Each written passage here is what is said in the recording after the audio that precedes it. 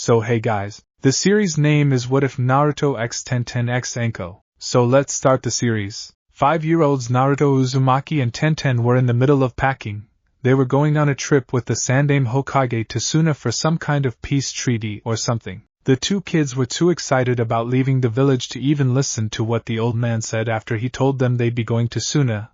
The two kids were just happy to leave the village for a while. They've never been out of the village before, so this was exciting. Naruto and Tenten lived together after they were both kicked out of the orphanage. Now Tenten wasn't kicked out because any kind of bad behavior, but she kicked herself out when the orphanage kicked her best friend, Naruto, out. She even stood firm whenever adoption day came. She wasn't going to leave her best friend behind. Whenever he was picked on by the other kids, Tenten would stand by him and defend him even if it meant she was caught in the crossfire. Naruto and Tenten were attached at the hip and nothing was ever going to change that. No matter what people did or said about Naruto, Tenten never budged at all. She and Naruto met one day after Naruto ran away from some of the older kids that were beating him up. Tenten took care of his wounds and vowed to be there for him from now on, and thus started their friendship. Naruto was given the smallest and draftiest room in the orphanage.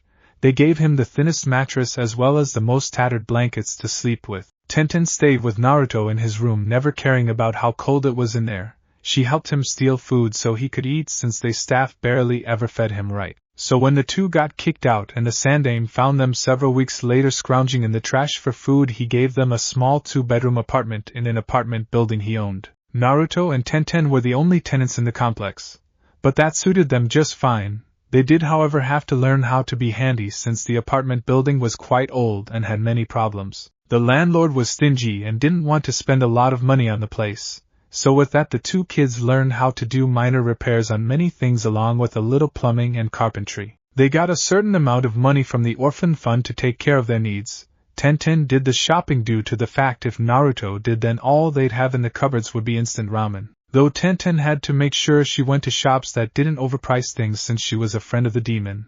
There were a few that tolerate Tenten, and that pleased her just fine. She was able to buy the groceries needed for herself and Naruto. Naruto, for his own enjoyment, had a small window box garden that he tended to. Tenten preferred to practice throwing kunai, which the Sandaime had gotten her and Naruto. Naruto wasn't much of a housekeeper, and that meant Tenten had to take on the role and made sure Naruto cleaned up after himself. Sure, they had their fights with one another about cleaning up the place, but in the end always made up and worked together to clean whatever mess they had. It mainly consisted of Tenten nagging Naruto till he did it, and he'd do it since Tenten got very scary when angry. "Naruto, are you sure you have everything packed?" Tenten asked. "Of course, Tenten," Naruto said confidently. "Really then, let's take a look," Tenten said. "What?" Naruto exclaimed. Before he could stop her, Tenten looked through Naruto's pack and frowned. The boy sure didn't know what to really pack. She sighed and dumped out everything out and packed for him. "Hey, I had that done," Naruto whined. "A pack full of ramen cups with only 2 pairs of clothes isn't the correct way to pack," Tenten said in a chiding tone. Naruto pouted. So Tenten got to work packing the proper things Naruto needed. She sometimes felt like she was as much a mother to Naruto as a best friend at times. She had to make sure Naruto ate well enough and not just eat ramen all the time. He seemed to have an unhealthy obsession with noodle and broth concoction. She limited him to going to Ichiraku's only 3 times a week. She wanted to limit it down ever further, but in the end they compromised. If Naruto ate more non-ramen foods, then he could have ramen 3 times at Ichiraku's. "There, now you are packed," she said, wiping her brow as she finished packing Naruto's pack the right way. "Yeah, I am packed. Can we eat now?" Naruto asked, holding his grumbling stomach. Tenten sighed. "Fine, but no ramen," she said. Naruto pouted for being denied what he deemed food of the gods. Scene break. Naruto was a bundle of energy and would have ran circles around the Sandaime, the Umbu guard and Tenten if it weren't for Tenten reining him a bit. It took 2 weeks for them to get to Suna since they had to cross the desert, and neither Tenten nor Naruto had ever been in such heat. Naruto complained about the heat and sand for a while till Tenten threatened to gag him with the very sand around them, which made him shut his mouth and complain in his mind for the rest of the time. As stated before, he knew very well that pissing off Tenten wasn't a smart idea at all. Sadly, he learned this lesson the hard way, with Tenten unleashing her wrath upon him and him fleeing for his life. When they got to Suna, they went through the gates after showing the guards their passes, then headed to the Kazekage Tower. There they met the Kazekage. To the shock of the Hokage and Escort, Naruto bowed respectfully to the Kazekage. This was shocking since Naruto rarely if ever showed any respect to anyone really. Tenten knew Naruto had manners, he just rarely showed them to anyone. It is nice to meet you both, these are my children, the Kazekage gesturing to the 3 kids standing behind him.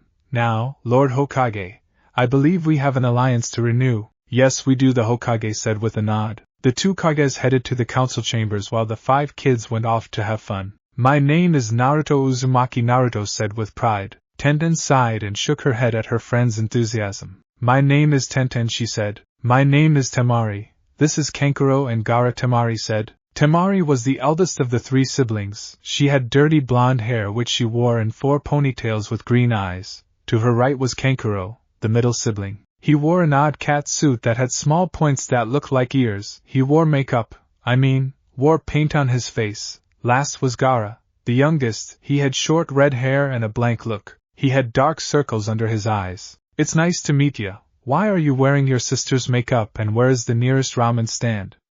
Naruto asked. It's not makeup, it's war paint.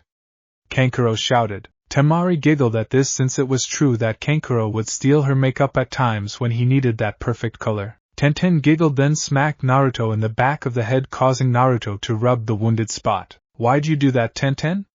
He whined. Because we're not going to spend all day eating ramen. We should take in the sights, Tenten said. Naruto grumbled a bit. A small chuckle was heard and everyone turned. They found the source of the chuckle was coming from Gaara. Temari and Kankuro were shocked since they never heard any kind of amusement from their little brother before. Heck, they never saw their youngest brother show any emotion really at all. He usually kept a blank face and said very little. If you wish to see some sights then allow me to show you, Gaara said politely. Tenten smiled and nodded with Naruto following suit. Gaara led Naruto and Tenten with his 2 elder siblings wondering what changed their brother. As Gaara showed Naruto and Tenten around and told them about certain spots they all got to know one another. Temari latched onto Tenten since she didn't have many female friends at all with being the daughter of the Kazekage and having a brother like Gaara, who was called a demon around the village. Not many other girls wanted to hang out with her. Tenten was the same though she had no female friends due to her association with Naruto, and that she hated how girly the girls her age were. Kankuro kept wondering what was going with his little brother. Gaara seemed to open up to Naruto, and they found an instant connection with one another. Tenten saw this and smiled. She knew Naruto had an amazing ability to make friends with just about anyone. It was one of his gifts. In the end the 5 kids became friends with one another, and they just knew that this friendship would last. Scene break. A couple of weeks later the Hokage, Hiruzen Sarutobi, and Kazekage, Kenshii Sabaku, were taking a break from renewing their alliance between their respective villages. It was slow going since the Suna Council was dragging it out as much as they could. Both leaders were tired and annoyed by the Suna Council's behavior, and it took all of their patience and willpower not to kill them all. Tell me, Lord Hokage, the boy you brought, he wouldn't be the Minato Namikaze's son, would he? Kenshii asked. Hiruzen nearly choked on the tea he was drinking. He knew the Kazekage was smart, but he didn't think he would figure that out. You didn't become a Kage of a village by just strength alone. What makes you ask that? The leader of the Leaf Village asked. It's just that he looks very much like the Namikaze. Take away those whisker marks and he's a miniature version of Namikaze, Kenshii said casually. Hiruzen had to think carefully about what he'd say next. I am also asking since he and I have a contract with one another. Our children are supposed to be engaged to one another, Kenshii said. Shit! Minato, what have you saddled me with?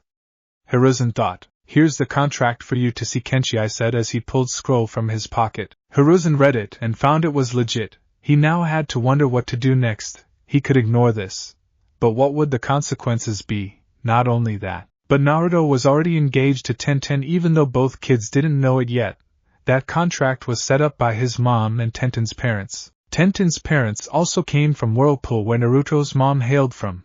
Tenten's parents were some of the best weaponsmiths/users ever though they died during the Kyuubi attack as collateral damage. It was very sad. I think we've much to discuss, Lord Kazekage. But I think it is best we talk about this once we have a treaty solidly in place, Hiruzen said. Kenshii nodded. It was best to get the treaty out of the way before they had this discussion. Scene break. It has been several weeks now since Naruto and Tenten arrived in Suna, and they were now used to the hot dry weather, though they longed for home from time to time. They missed the trees and the gentle cool breezes that felt great on a hot day. The desert dry heat was not something they really cared for, but they could handle it a lot better now. They did have the sand siblings, as Naruto called them, Gaara, Temari, and Kankuro. The five were almost as thick as thieves now since they barely spend time apart. Tenten and Temari got along since they both wanted to be strong kunoichi when they got older, because they wanted to prove that they were just as good as the guys. Naruto and Gaara were practically brothers, as Naruto somehow was the only one not to be afraid of the redhead. Gaara showed his first smile and laughed his first laugh with Naruto, and the path that destiny had written for the redhead was now changed. Kankuro moved in between the two subgroups since he really had no place, but that didn't matter to him much. At the moment the five were lounging around the Kazekage mansion. Temari was reading a scroll while Kankuro was working on his puppet on the floor. Gaara was lying on the couch. Tenten was flipping a kunai in the air, and Naruto was lying on the floor staring up at the ceiling. So what should we do today? Naruto asked. I want to do some training. I got some kunai and shuriken I want to throw, Tenten said. Training sounds good to me, Temari said. Gaara just nodded and Kankuro shrugged. It didn't matter for the middle sand sibling. Right, to the training grounds, Naruto shouted. The five made it to the training grounds they claimed as their own. It helped the sand siblings that their father was the Kazekage, and no one said no to them really. When they got there, Tenten pulled out her pointy objects and began to throw them. Temari joined in with her own kunai.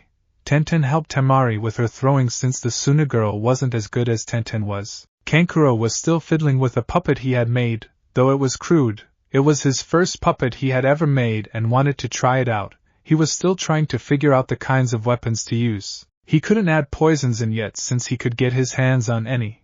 Plus he didn't know much about poisons either. Naruto and Gaara decided to have a little taijutsu spar. The two didn't really know any kind of style or form of fighting. They just went at it, though made sure not to really hurt the other. You've gotten better, Gaara, Naruto commented. So have you, Naruto, Gaara said as he dodged another punch. Though Gaara had his sand to protect him, he didn't want to rely on it so much. Thus when he sparred he kept his sand use to a minimum as much as he could and worked on evasion and dodging as well as close-range attacks. He knew that his sand could be disabled by the use of water and didn't want to become dependent on it. The Umbu watching them smiled under his mask. The five would be very strong shinobi, no doubt. Scene break. Finally the treaty was near completion. It took longer than what both rulers had thought it would take, since the Suna Council was dragging their wrinkled old feet every step of the way, wanting more and more out of the treaty than what Konoha would allow. But now there was a proposal that would work for both villages. Lord Hokage, I believe it is time we continue what we were discussing beforehand, Kenshi said. Yes, I suppose so, Hiruzen said with a heavy sigh. The two leaders sat down and took the cups of tea they were served. I must first tell you that what I am about to tell you is very secret, and not many know about this, and I fear what will happen if it leaks out, Hiruzen said seriously. Kenshi nodded. He understood the gravity of the topic that was to be discussed. You have my word that I will be the only one to know, though I believe I will need to tell my daughter since it involves her as well as her two brothers, he said. That is fine as long as it doesn't go any further than just them, Hiruzen said with a nod. Kenshi nodded also. Good, Hiruzen said. He then told Kenshi all, how the Kyuubi was sealed inside Naruto, and how Naruto is not only the heir to the Namikaze clan, but the Uzumaki clan, and how he already has a betrothed for the Uzumaki side. Kenshi listened shocked and amazed that the boy came from two very powerful shinobi. The lad was going to be a terror to his enemies once he gets older, not to mention a great ally to those he sided with. Well, this is much more than I ever expected, but I feel I must tell you that my youngest, Gaara, also houses a Biju too, the one-tailed Shikaku, Kenshi said. Hiruzen was shocked. Though he knew Suna did have a Biju of their own, he didn't think they would have in a child, let alone in the Kazekage's very own son. I was against this, if you must know, but the damn council forced me into it, Kenshi spat. Hiruzen nodded. He understood the pressures of the council. He had to fight tooth and nail to keep Naruto from being executed just after the sealing, and then he had to fight to keep Naruto from being turned into a weapon. Heck, he's still fighting both battles every day. Now that we've relieved our burdens, I think it is time we find a way to make this work, HM?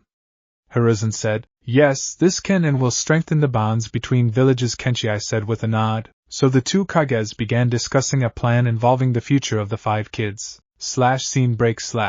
The 5 kids stood in the Kazekage's office all wondering what was going on. Naruto was more verbal in his curiosity, and Tenten had to silence him before he drove them all crazy with his guesses. The Sand siblings all silently thanked Tenten for this. They all liked Naruto, but he could be a pain sometimes. I am so glad you all could make it, Kenshi said, sitting down at his desk. Hiruzen was sitting in a guest chair and smiled his grandfather smile at the 5 kids. Now, before we start, we both want to stress on how important what we're about to tell you and make sure you understand that this is very secret and cannot be told by anyone else, Kenshi said seriously. The Sand siblings nodded. They understood totally. As for Naruto and Tenten, well, they were confused. What would happen if we told? Naruto asked. Usually the penalty is death, Kenshi said plainly. Naruto paled and gulped. He now knew how serious this was. He may not be the brightest bulb, but he understood enough, mainly thanks to Tenten hammering it into him. Tenten, hearing this, nodded, though she was a bit pale too. Good Lord Hokage? Kenshi said, nodding his head to his fellow leader. Naruto, I was going to tell you this once you reached the rank of jonin, or at least chunin, since I felt that you'd be strong enough by then. But certain things have made me move up my schedule. I know who your parents are, Hiruzen said. Naruto's eyes widened and he felt Tenten grab his hand to calm him. Who are they? He asked in a small voice. Their names were Minato Namikaze and Kushina Uzumaki, Hiruzen said. Tenten's mind worked fast as she tried to place the 2 new names. It was like a lightning strike. It came to her that fast. You mean to say Naruto's dad was the 4th Hokage, also known as the Yellow Flash, and his mom was the red-hot-blooded Hanabaro? Tenten exclaimed. Yes, that is correct, Hiruzen said. The Sand siblings were shocked and looked at Naruto, since they didn't think that he'd be related to 2 of the greatest shinobis that Konoha had ever had. Naruto was just plain shocked. He knew his parents' names and the fact that they were so famous. He didn't know what to say. But that isn't all, I am afraid. The history of the night the Kyuubi attacked is only partially right, Hiruzen said. What do you mean? Tenten asked, knowing the story. Due to the Kyuubi being made of pure chakra, there was no way of destroying it, so the Yondaime, Naruto's father, did the next best thing. He sealed it away into a newborn, Hiruzen said sadly. Somehow Naruto understood this right away. It explained all the dirty looks, being spat on, the reason why none of the other kids played with him, why he got the random beatings from the villagers. He held the Kyuubi. It's me, I hold the Kyuubi, the small blonde said softly. Yes, Naruto. But it wasn't something that your father wanted to do. If there was any other way, he'd have done it. He wanted you to be looked at a hero. But the village disregarded his last wish. It sickens me, Hiruzen said, frowning at the end. Naruto was about to open his mouth, but Tenten tightened the grip she had on Naruto's hand. Don't say it, Naruto. You aren't the Kyuubi at all. You are Naruto, my best friend, and nothing will change that. A kunai sealed in a scroll doesn't make it a kunai still, no matter what, Tenten said with tears in her eyes. Naruto looked at his best friend and hugged her. Tears were in his eyes as the two hugged one another. Soon they parted, with Naruto whispering a thank you to Tenten. Tenten smiled at Naruto as she wiped her tears away. I am afraid that is not all. There is much more, Kenshi said, breaking the silence. Soon the 5 kids' world was rocked again. They found out about Gaara, and both of his siblings, Temari and Kankuro, stood by their little brother as he cried for probably the first time in a long time. There was hugs shared by the 3 siblings. Once those tears were dried up, the news about Temari's being engaged to Naruto was thrown out, with Tenten's engaged thrown in for good measure. Naruto's eyes were so wide they looked like they'd pop out of their sockets. Tenten was shocked. She had no idea about her parents except a few scrolls they left for her. They mainly told her about her heritage, but nothing in great detail, especially the fact she was engaged to her best friend. Temari was also shocked, since she had no idea either. She didn't know really how to feel, since she did like Naruto as a friend. But to find out he was going to be your future husband was a lot to take in. Heck, she wasn't like most girls who ogled the cute boys and talked about, well, girly things. She was more of a tomboy, and that's why she related to Tenten so much. They were both tomboys, though they still had their girly moments. They were just far and in between. Gaara and Kankuro were just plain shocked. Their sister was engaged, and to Naruto of all people. They liked Naruto and all, but this was something that was right out of left field, and they didn't really know what to think at the moment. Now with this, we've come up with a plan. Though it will be very unusual and unheard of, we've decided to place the 5 of you in a team, Kenshi said. How can we be a team? I have always read that all shinobi teams are 3-man teams except for certain missions, Tenten asked. That is true, it's highly unusual to have a 5-man team. But this is a special case. We have decided on doing this for a few reasons. 1. We didn't want to split up the 3 siblings or split up Naruto and Tenten, so this was the compromise. Plus we wanted to have Naruto with both Tenten and Temari so he could get to know his 2 future wives. We've also decided to train you early. I have already lined up instructors for you when you return to Konoha, Hiruzen said. Tenten and Temari blushed at the word wives since they knew what that meant. When we return? Naruto asked curiously. Yes, you and Tenten are going to spend time here to start your training, Hiruzen said. Yes, you 5 are going to spend time split between Suna and Konoha.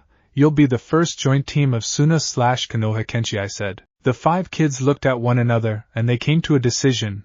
They each nodded to one another, and this led Naruto to speak for them all. When do we start?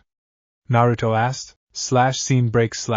The training was brutal to say the least. The instructors Kenshi lined up for the quintet kept them all on their toes as they learned what their strengths and weaknesses were. They also learned chakra controlling exercises, taijutsu, ninjutsu, genjutsu, and other shinobi skills they need. They also learned history, military tactics, and other special courses Kenshi had lined up for just the 5. Now, usually since they were still young, they wouldn't be pushed too hard.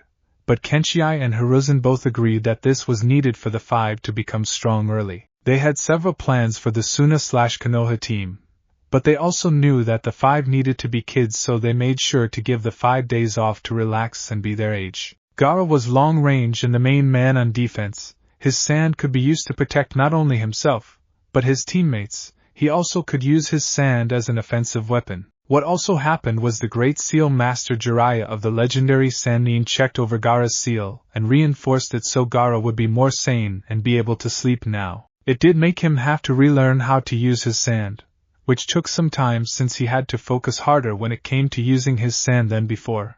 But it would soon become second nature to him like before. Kankuro learned the ways of puppets from Chiyo, who was the top authority in the art of puppetry. She hadn't trained a pupil since her own grandson, who is now a missing nin. But she was ordered to by the Kazekage and she had no choice, but she actually found new life with training Kankuro, his siblings along with Naruto and Tenten. They actually made her smile and her outlook on life became brighter, not so bitter. So Kankuro learned puppetry and became very proficient in it. He'd be another long-range fighter. Temari would also be a long-range fighter when she showed she had a wind affinity. She was given her mother's fan and learned many wind jutsus since they found she had a wind affinity. She also learned taijutsu to complement her skills with her fan since they drilled into that she might lose her fan in battle and needed to know how to defend herself without it. She learned taijutsu as well as ninjutsu using her fan and without. Tenten would be their support with her amazing accuracy with kunai and shuriken. Not only that,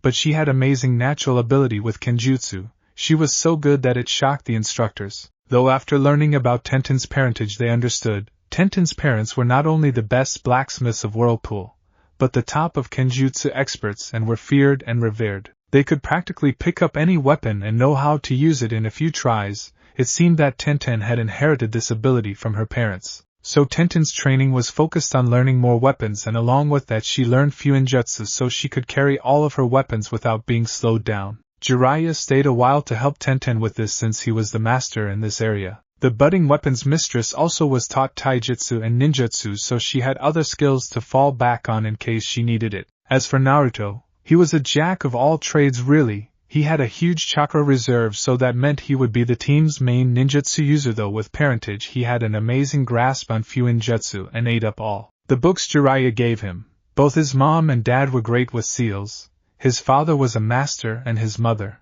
well, Uzumakis had fuinjutsu in their blood really. Naruto would be the next seal master, and Jiraiya, who the 5 kids found out was Naruto's godfather, predicted that Naruto would surpass him. Naruto needed much work on his taijutsu since he seemed to be a brawler, and that wouldn't do even with his amazing healing ability thanks to the Kyuubi. So he was taught a form that suited his hard hitting and speed. They found he had no grasp for genjutsu thanks to the Kyuubi, so worked with him to identify and dispel them. That was all they could do. So with the training the 5 grew even closer. It was also found that none of them really cared for genjutsu, mainly since Naruto and Gaara had too much chakra to even perform genjutsu. Tenten didn't care for the illusions, Temari preferred her wind jutsu, and Kankuro was too obsessed with dolls, puppets at the moment, to even care about genjutsu right now. Naruto, Temari, and Tenten got used to the fact that they'd be married to each other, though it was odd since they still had no idea how this would work. But they decided to worry about it later since the contracts weren't going to kick in for years. Scene break. A few years later, Hiruzen sat back as he read the progress report he had on the quintet. They were progressing in quick fashion. They could be genin ready for the chunin exams with their skills, but what they lacked was experience. But he and Kenshii had a plan for that. They were going to give the 5 missions right after the team was done training in Konoha. "Hey old man, we're here," Naruto announced. "Naruto, show some respect to the Hokage," Temari said as she whacked Naruto over the head with her fan. Naruto yelped and fell to the ground, rubbing his bruised head. Kankuro sympathized with the blonde on the floor since he was usually the one to get whacked with Temari's fan for saying something stupid or perverted, usually both at the same time. If you can believe it, you'd think getting whacked in the head with Temari's fan would teach him. But maybe all those hits made him lose brain cells instead? Tenten sighed and helped her friend/fiancé up. "It's alright, Temari. Naruto calls him that all the time. It's his own affectionate name for the Hokage, just like he calls Jiraiya pervy sage," the weapons mistress said. Temari just sighed and rolled her eyes. Only Naruto could get away with this, she thought. Gaara and Kankuro bowed to Hiruzen. "It is great to see you all. You have grown so much," Hiruzen said. We've learned much in Suna, and we hope to learn just as much here in Konoha," Gaara said. "I hope we will match Suna in their pace of training. Now as to where to place you, I am sorry Naruto, Tenten, but your apartment is much too small for the 5 of you," Hiruzen said. "Then where will we stay?"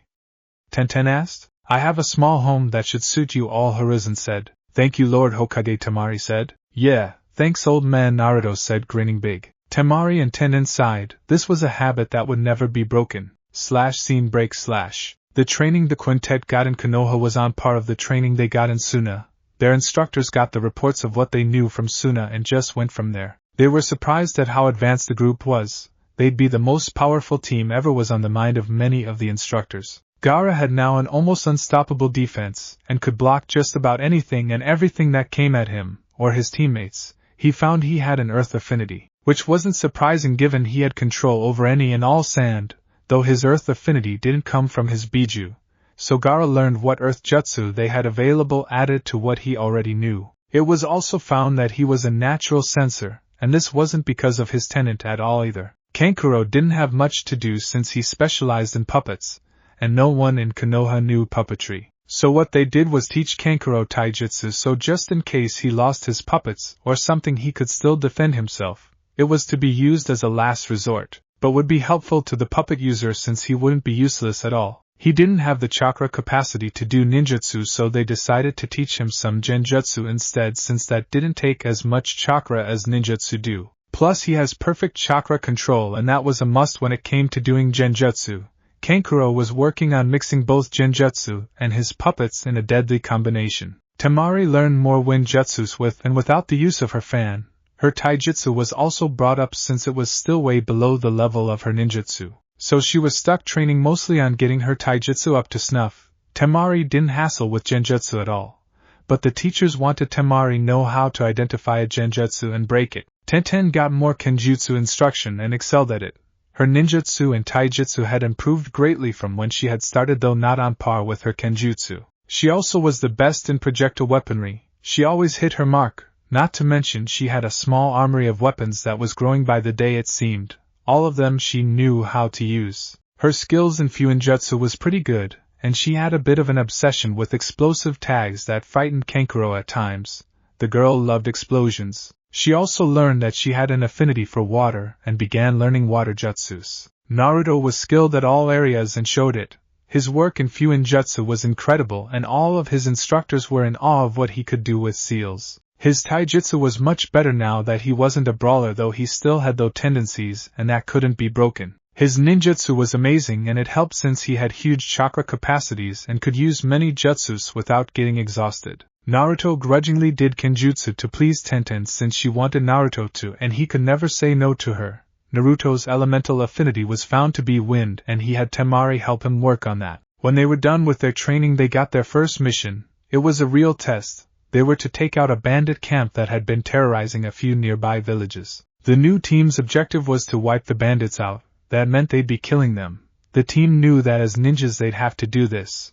But they were hesitant, they were young. But both Hiruzen and Kenshii both knew they were ready for action. They felt that this was needed. To get the Five's first kill out of the way and deal with the emotional healing needed after, then deal with it later when they aren't as prepared. It was decided by both Kages that the joint team would be labeled as Special Genin, a term they both made up. They'd be just above the regular Genin, but not high enough to be Chunin. It was the same as the Special Jounin position. It would work with the special circumstances this team was made of. Before the team left on their first mission, they got their headbands to signify they were now shinobi. Their headbands had both the Suna and Konoha symbol on them. Scene break. Fox in position, Naruto said into his mic. Raccoon in position. I'll get you for that, Naruto. Gaara said. Makeup boy in position. I hate you, Naruto. Kankuro said. Panda in position, Tenten said. Windy in position, Temari said. Right, let's go, Naruto said. The five jumped from their positions around the bandit camp. There were 2 jounin there, one each from their respective villages, hidden just to make sure everything went all right, and if any trouble came about they'd step in. Naruto pulled out a katana from his back and slew what bandits he saw. Temari attacked from long range with her wind jutsus, as did Tenten with her kunai and shuriken. The two worked in tandem with one another. Temari's wind jutsus would help increase the power of Tenten's projectiles. Kankuro let out one of his puppet to play, and Gaara used his sand and crushed any bandit that got in his way. It didn't take long since they had the element of surprise on their side. Once done, they were tired and green in the face. All around them was dead bandits. They all threw up from the sight and smell of death they have wrought. The jounins watching over them felt for the team, since they were so young to have killed, but knew they'd have to kill sooner or later. The 2 shinobi just hoped they wouldn't change too much and not for the worse. Scene break. After that, the team got more missions and were one of the best teams despite their young age. There'd always be 2 jounins to watch over the 5 during missions to make sure everything would go alright. They had gotten over their horror of their first kills after some talks by some jounin along with the Hokage and Kazekage, who came to Konoha to check on the team. The combined effort of the 2 Kages and the jounin telling them that they should fight for those they hold dear. Not for power, not for greed, not for the fun of it, but to protect their precious people. This just drove them all to train harder and work harder to complete their missions. They got missions from both Suna and Konoha, and they had a great success rating. They now stood in the Hokage's office waiting for their next mission. It was decided that since Temari would be living with Naruto once they married, that meant the team would be solely based in Konoha, and the Kazekage would push Suna missions he wanted the team to do to Konoha, though the team always had a place to stay in Suna if need be. One of their mission went a little chaotic. Tenten had some explosive tags and she went crazy with them. Sadly, these explosive tags were different from the usual ones. Naruto had broken down the seal of an explosive tag and found ways to cause a bigger boom.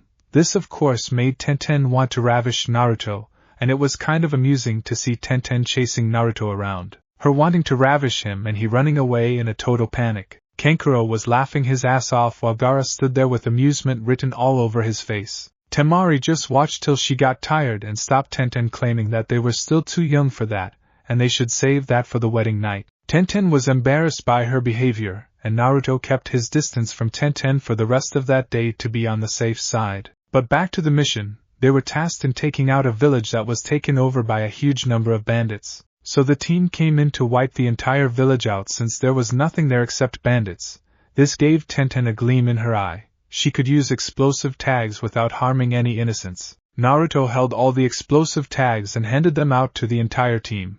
Sadly, he accidentally gave Tenten his new and improved ones, and he gave her a very nice stack of them too. Let's just say that there was nothing left of the village after Tenten was done with her hell-raising. All that was left was smoldering wreckage and mini craters. Naruto and the others had to jump back to keep out of range. Kankuro cursed both Naruto and Tenten since one of his precious puppets had been blown to pieces. It was agreed after that Naruto would be extra careful with handing out explosive tags and limiting Tenten to just a few of them, and never giving her more once she ran out, and make sure they were the regular ones and not his new and improved ones. They didn't need a repeat performance. Scene break. Years later. Each of them had grown since they all looked like proud experienced shinobi. They were all now 12 to 14 years old. They were still special genin. But that was because they spent most of their time training and only just in the recent years became shinobi and special genin. They still had much to learn and both Kages didn't want to push them through the ranks. Gaara wore a brown tunic that covered a mesh shirt with gray pants. He had a dark red practically burgundy long-sleeve shirt that was under his tunic. He had a black sash going around his waist. He carried a gourd on his back. He no longer had the dark circles under his eyes due to now being able to sleep at night. He kept his red hair short like he always did. Kankuro wore the same outfit really along with his war paint, his main puppet on his back wrapped in bandages. He kept his other puppets and scrolls he carried. Temari wore a light blue battle kimono that covered a mesh shirt. Her battle fan was strapped to her back along with 2 mini fans on her sides, a gift from Naruto. Her hair done up the same with 4 pigtails. She also had shin guards on as well. Tenten wore a pink sleeveless Chinese shirt with green cargo pants. She had a weapons pouch on her right hip and had storage scrolls and seals hidden everywhere on her person. She had her katana on her back and her hair was done up like it always was, 2 buns. Naruto's outfit was drastically different. Due to his 2 fiancées pleading, he ditched his beloved orange jumpsuit. He now was wearing umbu-style pants, a short-sleeved green shirt that covered a mesh shirt, and to top it off he wore a brown jacket with several pockets for him to carry scrolls in. On his back was a katana that Tenten insisted he buy. The sheath was actually built into the back of the jacket, though it could be removed if needed. His hair was as blonde, short and spiky as ever since both Tenten and Temari commented how they liked it like that. Naruto wasn't one to refuse the two. "Ah, Team Firestorm, here's your new assignment," Hiruzen said with a smile. "What is it, sir?" Temari asked. "You are to report to the academy and watch over the class of new genin. They are mostly all clan heirs and in need of watching," Hiruzen said. "What? Why do we have to do that?" Naruto asked in a bit of a whine. Hiruzen sighed. Even after all this time Naruto was still Naruto. He may have calmed down and used his head more, but there were still times he was hot-headed, brash and acted somewhat childish, though not as often. He was also considered the leader of the team, though there was never an official vote or anything. It was just assumed. "Naruto, this is an assignment that I can only entrust to your team. You may be all more experienced than the class, but you are also the same age as them and can blend in easier. This will be a long-term mission till the class graduates," Hiruzen said. "I guess," Naruto grumbled. Team Firestorm, which was their name since it was a blend both countries' wind and fire, made it to the academy. "So this would have been the place where Tenten and I would have gone," Naruto commented as he looked at the academy. "It should be interesting to see what they teach," Temari said curiously. "Come on, let's get this mission started," Kankuro said as he adjusted the straps that held the puppet on his back. The 5 headed in and found the classroom. They knocked on the door, then were invited in. The entire class was looking at them curiously. The Chunin, who was the teacher, looked at them. He had an X-shaped scar across his nose. Can I help you?" the Chunin instructor asked. "Yeah, here you go," Naruto said, tossing the Chunin the scroll that held the details of Team Firestorm's mission. The Chunin read the scroll and his eyes widened as he looked at the 5. This was going to be very interesting. He had heard about the group, but never thought he'd actually meet them. "Well, class, I'd like to introduce you to your new instructors," the Chunin said, turning back to the room. This caused many shouts and questions, which were very hard to understand since the whole class was talking at once. "How can they be instructors? They are the same age as us. They can be stronger than Sasuke?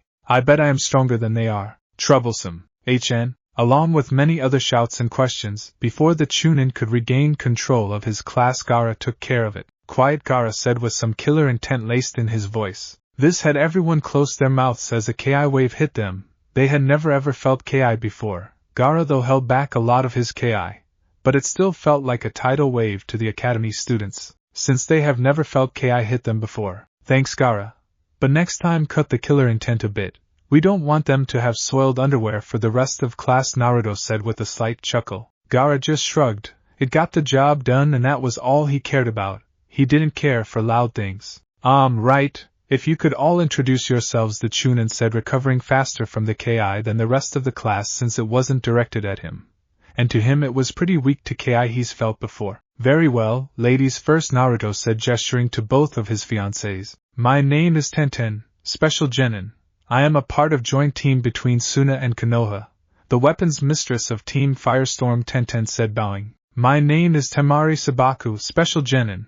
I am a part of joint team between Suna and Konoha.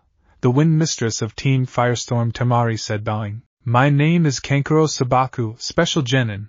I am a part of joint team between Suna and Konoha. The puppeteer of Team Firestorm Kankuro said bowing. My name is Gara Sabaku, Special Genin. I am a part of joint team between Suna and Konoha. The master of sand of Team Firestorm Gara said bowing. And I am Naruto Uzumaki, Special Genin. I am a part of joint team between Suna and Konoha. Seal Master and the leader of Team Firestorm Naruto said bowing. The rest of the time in class Naruto and his team watched the students with slight interest. Naruto did get bored when the Chunin instructor, who they found was named Irika, began to lecture. To cure his boredom, Naruto pulled out a few scrolls and began working on seals so he wouldn't fall asleep like he saw a few members of the class did. Tenten listened to what was being said, as did Temari. Kankuro wasn't, as he was thinking of what his new puppet should be. He even had a notebook out jotting down ideas for the new puppet. Gara just leaned against the wall looking disinterested in everything going on. The five did watch the entire class, picking out which were clan heirs and those who were either civilians or from shinobi families, but weren't clans. Soon the bell rang and it was time for lunch. Naruto sighed and gathered what he had worked on and put it away. He was close on making a new seal. The others followed him out of the classroom. Scene break. Outside, Team Firestorm found a spot to relax. They didn't have much peace till it was broken. Incoming, Gara warned as he felt several chakra signatures coming towards them. This had the rest of the team become alert. Even though they knew they were on friendly ground, it was best to stay sharp. Never know when an attack could happen. In front of them was a boy about their age. He had black hair and the hairstyle that resembled a duck's, but if you looked at it in a certain angle and onyx eyes, he had several girls following behind him. They were all staring at the boy like he was a god or something. Tenten and Temari knew these were fangirls right away and already had a dislike for them. Yes, can we help you? Tenten asked politely. The boy ignored her and turned to Naruto. Fight me, he demanded. I think introductions are in order first, since I have no idea who you are, Naruto said, though he had a good idea who the boy was just by looking at him. I am Sasuke Uchiha, now fight me, Sasuke demanded. And Uchiha, tempting, but I think it would be bad for me fighting a student, Naruto said, sounding bored. Sasuke didn't like this answer and flung a kunai at Naruto. The kunai never reached the blonde as a wall of sand rose up, blocking and engulfing the metal object. The sand then moved to Tenten, who had her hand out, and the kunai dropped into her open palm. Attacking a teacher is also not very smart, Temari said, frowning at Sasuke. Sasuke and the girls that were with him were shocked at the sight they had just seen. How'd you do that? A pink-haired girl asked / screeched. Didn't you even pay attention at all? Gara is the master of sand, Tenten said, as her ears were still ringing slightly at the sheer volume of the girl's voice. It had to be inhuman to be that loud. Yeah, but how? No jutsu can do that? A long-haired blonde asked in a loud though more controlled volume. Gara has special control over sand, Naruto said. Sasuke glared at Gara. Fight me, he demanded. You don't interest me, Gara said in a bored tone. This pissed Sasuke off and he threw a punch at Gara. His fist never reached the redhead as his fist was swallowed by a wall of sand. Sasuke tried to pull back, but found his hand and wrist trapped in the sand. Hey, let Sasuke go! The pink-haired girl shouted / screeched. Team Firestorm winced at the shrill tone. What the heck was that girl's voice made out of? Was this some kind of unknown Kekkei Genkai or something? No girl could have a voice that high and shrill. Let him go, Gara. We don't want any trouble, Naruto said. Yeah, and I want to keep my hearing, Kankuro muttered as he rubbed his ears. Gara grumbled, but released Sasuke. Sasuke pulled back and glared at Gara and Naruto. He then left in a huff with his group of girls following him. Well, that was an Uchiha. I got to say I am not that impressed, Kankuro said. I don't know, Itachi wasn't bad at all, Naruto said. He was the exception, Naruto. The rest of the Uchiha we've met were all asses, Tenten said. I have to agree with you on that one, Temari said. I'm starving, Gara said. Temari sighed as she pulled out a big scroll and then released some chakra into it. A big picnic spread appeared before them all. Well, let's eat, Naruto said. They all sat down and began eating. Scene break. The days at the academy were boring for Team Firestorm. Tenten and Temari were angry of what they teach kunoichis. Girls were being taught flower arranging and tea ceremonies. Where the hell would that come in handy when you're in a fight for your life? This just really annoyed the two kunoichi of Firestorm since it degraded women, making them weaker than the boys, thinking that kunoichi didn't really needed to be trained for combat, to leave that up to the guys since they got more training in fighting than the girls. What pleased Firestorm very much though was that they were put in charge of the physical aspect of the curriculum. They put the class through rigorous trials. First they had them run laps, 50 of them, around the building, then they'd do jumping jacks, sit-ups and push-ups. After that they'd let them cool down. The students that were from civilian families were spent after 5 laps, and it took the team some creative ways to get the stragglers motivated. It seemed that the girls were a big part of that. Tenten and Temari were very displeased with this and pushed them harder than the rest. As for the children from clans, they took the training in stride, though they were exhausted afterwards too. Come on, pick up the pace, Naruto said. How come you aren't doing this? The pink-haired girl asked. We do it every morning and we're wearing weights, Temari said as she showed the ankle weights she was wearing. There were grumbles from some of the students, though the guys stared at Temari's legs a bit since they were quite nice. Naruto didn't like this one bit, but said nothing. Come on, keep going or we'll have Gaara give you a push like last time, Kankuro said with a smirk. This caused the few who were dragging their feet speed up since Gaara hated people who were slow and was the most creative in motivating them. Sand did so many amazing things. For instance, a whip made of sand. Being chased by a sand-made beast also kept the academy students motivated too, plus humorous for Team Firestorm to watch. When the physical training was done, Team Firestorm would hand the class over to Irika again for lessons. /scene break / Ah man, it's great to be off for the weekend, Naruto said, stretching. It was the weekend and Team Firestorm were walking the streets enjoying the freedom of not being on the clock for once. Since they started their mission at the academy, they were working non-stop, really, making up training programs for the students, rating where each student was at and how to motivate them. It took a lot of work, especially when you're not used to this kind of work in the first place. Plus they had to keep up with their own training so they didn't get rusty from being out of the field. Yeah, we've been working so much that having a break is nice, Temari said as she enjoyed the warm sunlight. Tenten nodded as she twirled a kunai in her hand, then she tossed it in the air, catch it. Twirl it, then throw in the air and catch, then repeat the process over. Team Firestorm, it's nice to meet you again. The entire team turned around and smiled at who was speaking to them. Hey Itachi, how are you? Naruto asked. In front of them was Itachi Uchiha, a member of the elite Umbu force and a friend of theirs since they worked together a few times on missions. I am fine, Naruto, though I've heard that my brother has made you a rival of sorts, Itachi said with amusement. No offense, Itachi, but your brother has nothing on Naruto, Tenten said. I'd have to agree with that. Naruto is far better than he is.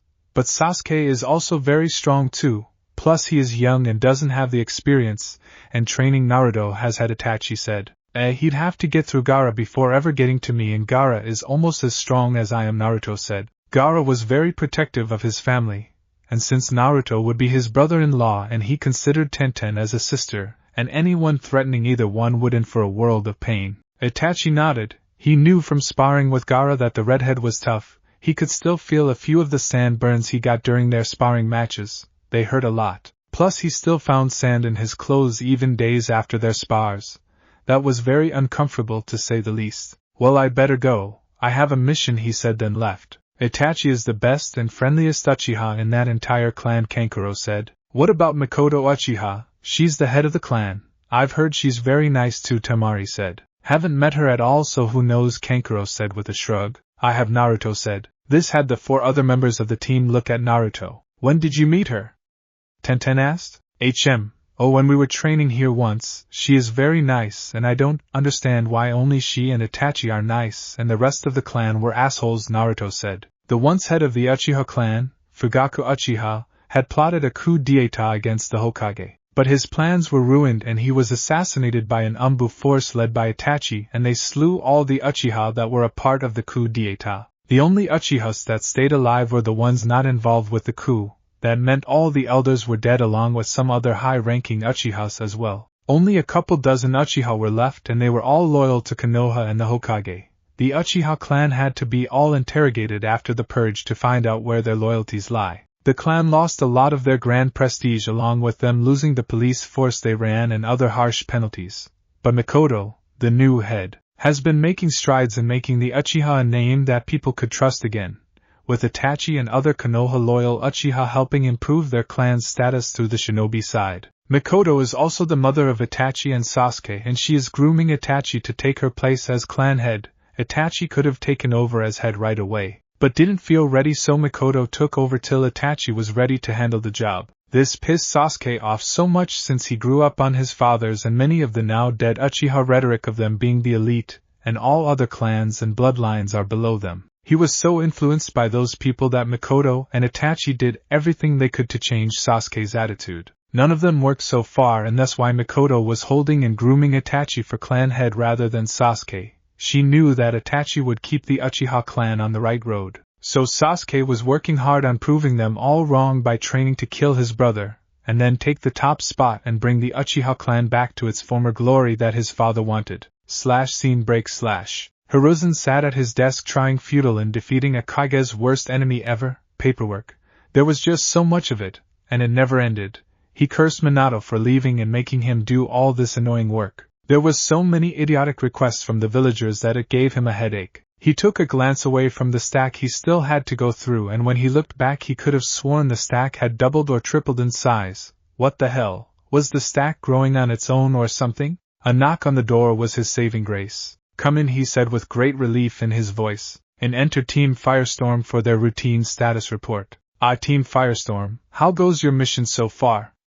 Hiruzen asked as he lit up his pipe. There's some talent in the group," Naruto said. "What my loving fiancé is saying, Lord Hokage, is that certain students show promise to become capable shinobi," Temari said. "That's what I said," Naruto said. "We know, Naruto," Tenten said, patting Naruto's shoulder. Naruto pouted. "I see. Who specifically do you think have this promise?" Hiruzen said. "The Inuzuka does, though he needs to learn how to keep a level head and not to rush into things. His brash charge and without a thought action could get himself killed and probably his team," Tenten said. "The Nara, though he is very lazy, he is also very intelligent too. He will make a good tactician," Gaara said. "The Aburame also has great skill too. He'll go far. He keeps a cool head and is pretty smart too," Temari said. "I see. What about Sasuke Uchiha?" Hiruzen asked. "That emo bastard? He's alright, but does he have one huge rusty kunai up his ass? I mean, he has no personality at all. It's amazing that Itachi and Sasuke are even related despite that they kinda look alike," Naruto said. "I see. And the girls, any strong possible kunoichi there?" Hiruzen asked. "No, there are none that are even up to par. They are all smitten over the emo Uchiha and are neglecting their own skills, fawning over the brooding emo," Temari said, frowning. "Not true, really. Hinata Hyuga doesn't act like the rest of the girls in the class, though she does need a strong female role model to give her a backbone. She's too timid, shy and caring to be a kunoichi," Tenten said. "Why don't you and Tenten take her under your wing?" Naruto suggested. "Great idea," Naruto, Tenten said, then kissed the sun-colored blonde on the cheek. Naruto smiled and blushed. Though he was used to this kind of affection by both Tenten and Temari, it still made him blush. They had decided to keep their affection at a minimum for now, and they'd have their first kiss with Naruto when he reached his 14th birthday. They thought that would be a nice present for him and them. They talked more about the rest of the class, and Hiruzen found their insights very interesting and colorful. Though Naruto really didn't like Sasuke at all, and it showed as he made many comments about the youngest Uchiha along with questioning the boy's sexuality, since he always ran away from the girls that stalked him, to ranting about how much an emo Sasuke was. With all this, Hiruzen was coming up with a plan that would hopefully motivate the class, not to mention would help him evaluate where the entire class are and what they need to work on for future classes. He knew that the academy wasn't turning out as good as shinobi as before and wanted to change that, and this was going to be the first steps. But right now he had to finish the paperwork he had on his desk. Team Firestorm left, and he got back to work only to find that the stack had turned into 5 stacks and they were all big ones. Hiruzen began crying and throwing a tantrum, claiming it wasn't fair. The portraits of the past Kages seemed to watch on in amusement of this sight. Scene break. A few days later, Iruka looked at the form in his hand. "Are you sure this is a smart idea, Lord Hokage?" the Chunin instructor asked after he had read it for the 5th time. "I am. I believe this will be a great way at really testing your class skills against seasoned shinobi," Hiruzen said with utmost confidence. "If you say so, Lord Hokage," Iruka said. He then bowed and left the Hokage office, feeling this won't end very well no matter what the Hokage had said. Scene break. The next day, on the bulletin board outside the classroom was a sign-up form. What was the sign-up form for, if you may ask? it was to participate in a tournament against Team Firestorm. The tournament was for any who wished to take on any member of Team Firestorm. It would basically be the class against the Suna/Konoha team. Well, for those who signed up, that is. Sasuke was the first to sign up since he wanted to beat Naruto and Gaara.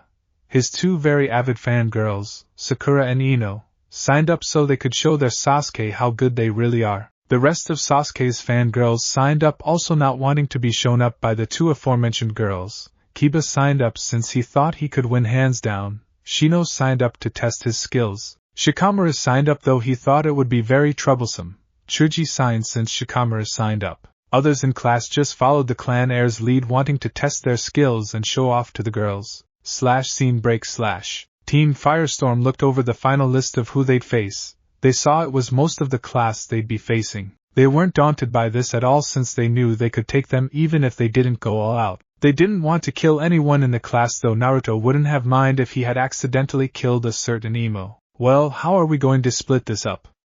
Naruto asked. I'll take the Akimichi and Aburame, Kankuro said. The Inuzuka, Gaara said. Temari and I will split up the fangirls, Tenten said. Temari nodded in agreement with this. I'll fight the Hyuga, Tenten said. Everyone agreed on this. They then divided up who was left. Then that leaves me, the emo, Naruto said. Please, you want to face him anyways, Temari said, rolling her eyes. Naruto made no move to deny it. Remember, Naruto, you can't kill him, Temari said. Naruto pouted. Why not? It will be one less emo to worry about, and I am pretty sure he's the king of them all, he whined. No killing, Naruto.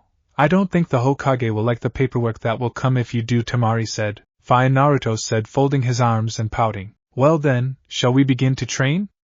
Tenten asked. Let's, Naruto said. Team Firestorm headed to the training ground they were given by the Hokage so they could train. The training ground was quite big and had more than enough room for them all to work on some of their more destructive attacks, though they didn't practice with them often due to how much they tear up the grounds when they do. It even had a small waterfall and pools so Tenten could practice her water jutsu. /scene break/ Word spread about the tournament, and on the day there were a huge audience made up of clan heads, the civilian council, the elders, the Hokage himself, several shinobi and other civilians, all wanting to see the clan heirs face off against this joint team of Suna and Konoha.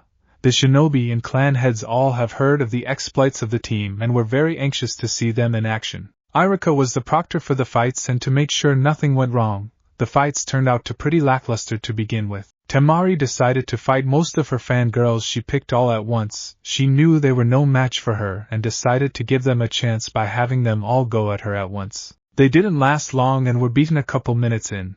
As soon as the match began, they all blindly charged at Temari, and she blew them all away with one low-medium powered wind jutsu, though she did give them chances at fighting back.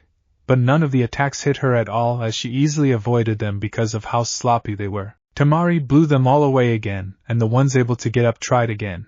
This didn't go on very long, and soon Iruka called the match as soon as the last girl was down. Temari didn't even look winded at all as she rested herself up against her fan-looking board. It was the same with Tenten with her fangirls she selected, though hers was different since she couldn't use wind jutsus like Temari. Instead, she pulled out her katana she favored, and as soon as the match began, the weapons mistress went through all of her opponents, cutting them up. The cuts were shallow and non-life-threatening, though they stung like hell, and like Temari she gave the girls tons of chance.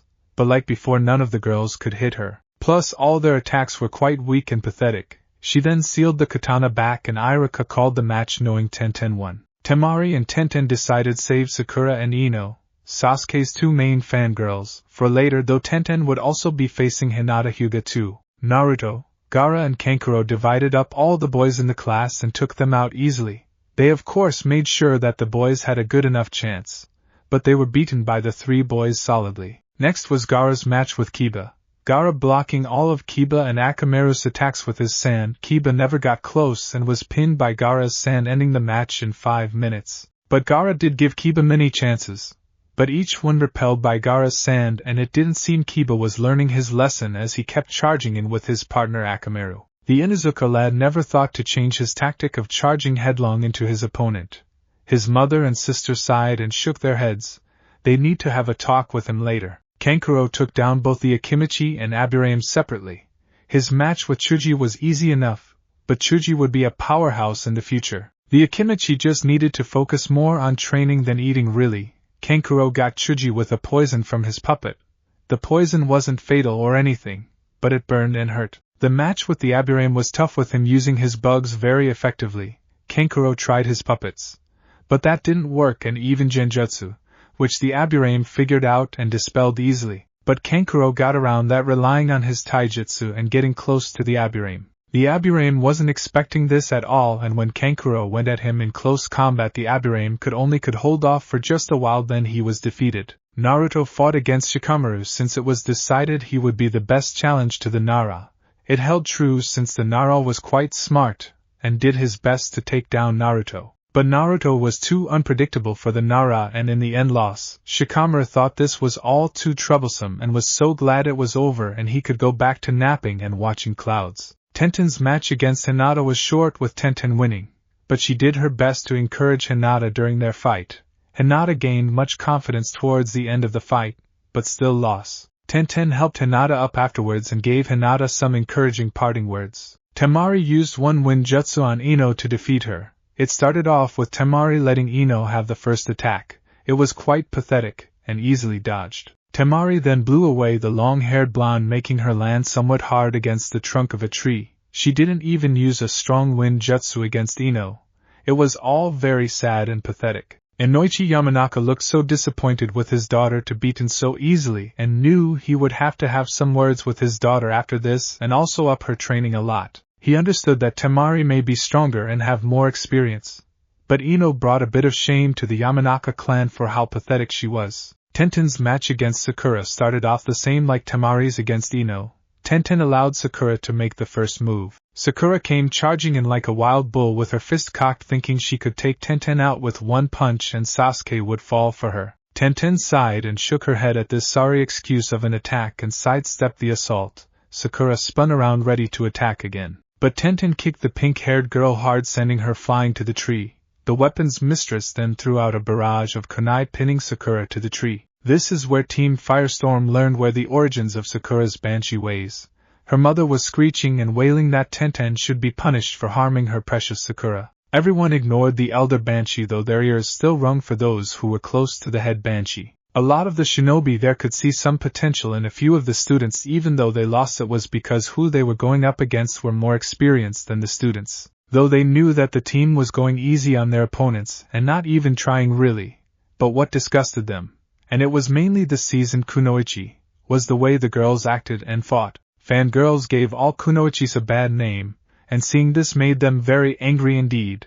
Hinata was the only small silver lining in the huge dark cloud. The final match was Naruto and Sasuke. Many were looking forward to this one, having an Uchiha against the leader of Team Firestorm. For those who have seen and heard of Team Firestorm knew Naruto would be tough to beat, but most of the civilians thought that the Uchiha would triumph since he was an Uchiha and couldn't lose. It seemed the civilians still held the Uchiha up even after the clan's attempted revolt. "Don't hurt him too much," Tenten said, kissing Naruto on the cheek. "Yeah, leave at least a tiny shred of his pride left," Temari said, copying Tenten's actions, though she kissed Naruto's other cheek. "Don't worry, I won't even have to go all out on him," Naruto said with a grin. Gaara nodded to Naruto and Kankuro gave Naruto a thumbs up. Naruto and Sasuke stood facing one another. Sasuke was glaring down at Naruto, hoping to make Naruto forfeit.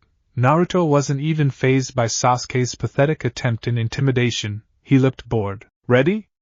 Begin!" Iruka shouted. Sasuke charged in at Naruto with his fist cocked back, wanting to end the match quickly. Naruto sidestepped the punch at the last second. Sasuke growled and spun around with a roundhouse kick. Naruto hopped backwards to avoid the attack. Sasuke kept up his assault of kicks and punches as you could hear his fangirls cheering loudly. Naruto ducked, dodged, and evaded each attempt like it was nothing. The shinobi in the audience were amazed how effortlessly Naruto was dodging each of Sasuke's attacks and knew Naruto wasn't even trying at all. The civilians were cheering on Sasuke to beat Naruto, though they made sure to not call Naruto a demon since the Hokage was present, and they knew the penalty of doing so since the Hokage's law was still in effect. "Why aren't you attacking me, loser? Afraid I might beat you?" Sasuke growled. "No, just getting the feel of how you fight. And I've found it to be pathetic," Naruto said as he dodged another punch. "You use the interceptor style that all Uchiha use. But it only works when you have the Sharingan, since you can anticipate your opponent's movements. Without the Sharingan, it's a worthless fighting style to use. Sasuke's anger rose at this, and his attacks began more violent and wild. First that his fighting was pathetic, then pointing out he didn't have the Sharingan, and that his fighting style was worthless without it. It didn't matter if Naruto was right. The point was Naruto revealed the flaws in Sasuke's fighting. Now Sasuke, a shinobi, is in control of his emotions at all times, Naruto lectured. Shut up, Sasuke growled. Soon one of his punches landed, but as it made contact on Naruto and the blonde went up in smoke. What the? Sasuke asked, shocked. That would be a shadow clone, Sasuke. Something that's right now totally above you to learn. But now let the match start in earnest, Naruto said. The real blonde was up in a tree, sitting on a tree branch, munching on an apple happily without a care in the world. When did Naruto make a shadow clone? That question was on the mind of every shinobi in the crowd, since they didn't see him do any hand signs at all. Naruto had created the shadow clone just as soon as the match began, darting up the tree to watch the exciting action. Sasuke got really pissed at this. Naruto wasn't treating him at all like a real opponent. He began making hand signs. Fire style. Fireball jutsu. A big fireball came out and headed right at Naruto. Naruto looked up from his spot and used Kawarimi to get away. Nice, very nice. I can see you know the Uchiha fire jutsus very well, Naruto said as he tossed remnants of his apple away. Sasuke was panting since he put a lot of chakra into that jutsu. Looks like even though you know the fire jutsus, you don't have any control over your chakra. Not very bright, since you can exhaust yourself easily without control, Naruto commented. Sasuke had it. He pulled out a kunai and charged at Naruto with the intention to kill. Naruto stood there till Sasuke was close and then grabbed the Uchiha's wrist, twisting it sharply till it snapped. Sasuke screamed in pain as his wrist was broken, that the sound of his kunai hitting the ground wasn't even heard. Naruto let go of Sasuke's wrist, and he fell to the ground, gently grasping his broken wrist. Naruto pulled out his katana and held the sharp edge gently against Sasuke's neck. Winner, Naruto Uzumaki, Iruka said. Naruto sheathed his katana and then walked back to his friends and fiancés. Everyone was shocked upon seeing what had just happened. The shinobi liked what they saw with Naruto, and they all agreed they'd like to be teamed up with him and his team in the future. Naruto was strong, very strong, and he wasn't even showing an ounce of his true power yet. Then there was the team, and they were just as good as him. The civilians were outraged that an Uchiha had lost and thought Naruto had cheated somehow. It was the only explanation for the outcome. The civilians and the council were deluded in thinking of the Uchiha being the top clan in the village. This was the same mindset Sasuke's fangirls were in too. Nobody could beat their beloved Sasuke. Sasuke grabbed his fallen kunai and hurled it with his good hand as hard as he could at Naruto's back. There were gasps upon seeing such a dishonorable act. A few shinobi were about to intervene when a wall of sand rose up, stopping the kunai, and swallowed it before it even got close to Naruto. A cowardly act, attacking a shinobi in the back. I should kill you, Gaara said, glaring at Sasuke, his sand ready to swallow and bury Sasuke in an instant. Leave it, Gaara. Let the Uchihas handle it, Naruto said, not even looking back. Gaara sent one last glare at Sasuke, then let his sand go. The wall disappeared and the kunai was on the ground. He then turned away, following Naruto and the others. Mikoto tended to her son and scolded him for doing such a dirty and dishonorable tactic. Itachi was also there and frowned at his little brother. Things were not going to be good for Sasuke. Scene break. The results of the little tournament was fair, though the whole class needed a lot of work, definitely the girls. Hiruzen decided to enlist the help of a few kunoichi to get them into shape. A special jonin named Anko Mitarashi was one of them, and Hiruzen prayed for the girls. It was a known fact that Anko was a bit unhinged, I guess you could say. But she was number 2 in the TI department, and that had to count for something, right? As for the boys' side, they all showed some promise, but needed work too. Sasuke was one that needed a lot. He had a lot of issues and they all needed to be addressed. Scene break. It seemed that the class got a lot harder as new lessons and training were implemented. The kunoichi enlisted started whipping the girls into shape, with Temari and Tenten helping out. Tenten mainly focused on Hinata, helping the shy Hyuga gain some much-needed self-confidence. Another kunoichi, a jounin named Kurinai, helped Tenten in this endeavor. Temari with Anko and other kunoichi pushed the girls in the class, making them work harder than any of the girls had ever worked before, if they even worked in the first place, that is. which most if not all of them hadn't, since their only thought was to look pretty for Sasuke. Why do we have to do this?